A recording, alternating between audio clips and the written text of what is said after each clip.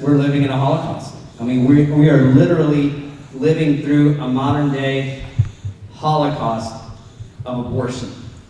That's the reality, you know? And so it's, when you think about that reality, it really is sobering, you know? And so, you know, how do you talk about those things? I mean, the fact is, we have thousands of babies that are being put to death. You know, in Texas, 55,000 babies a year, is that about right? 55,000. And thousands of babies all over the country every year that are being slaughtered. I mean, we know where it's happening. In San Antonio, we can go to 2 or 3 abortion mills, right? We know where babies are being slaughtered. Right in our towns. We can go there. When we go down to Alamo Women's Reproductive Services, we know in that building that we're standing across the sidewalk or on the sidewalk, babies are being butchered. I mean, there's not an easy way to say that. There's not a nice way to say that. That's the reality, right? So what is the response of the church? What is our duty as Christians, knowing that babies are being slaughtered right before our eyes, basically? And I've said this before, but I'll say it again. It's, you know, how would we react if we actually did see it with our own eyes? We don't see it. Why? Because they're in this building, you know, this nice medical facility. They're behind these closed doors, and they're in a woman's belly. We don't see these babies being killed, do we? Unless you maybe seen a video, which 30 years ago I saw a video of an aborted baby.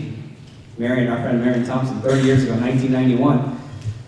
And I saw a video of an aborted baby, and that's what God used to go, hey, babies are being murdered.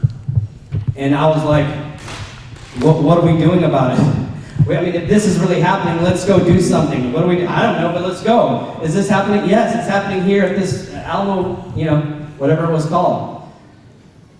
The same abortionist that I've been preaching to for 30 years is still murdering babies in San Antonio. I've been preaching to the same, Alan Braid is his name, the same abortionist that's been there for 30 years, and he was there before I started. Can you imagine the bloodshed that's on his hands, murdering babies for 30 plus years? But again, we know that this is happening.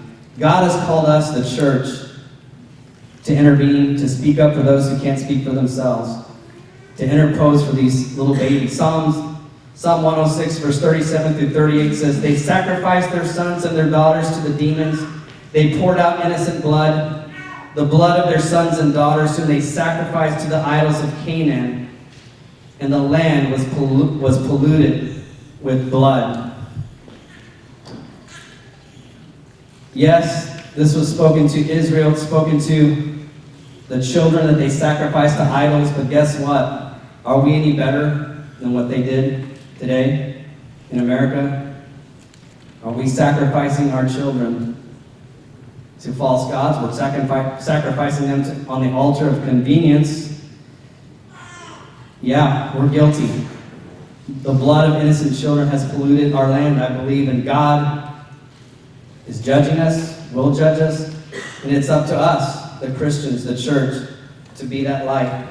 And so again, my prayer is, you know, hey, this is going to be a challenging time. It's not going to be things that easy to hear. The presentations that we hear, it's going to be truth, but it's not going to be easy truth to hear. But I pray that again, everybody here, that we have an open heart, have an open mind to listen to these presentations.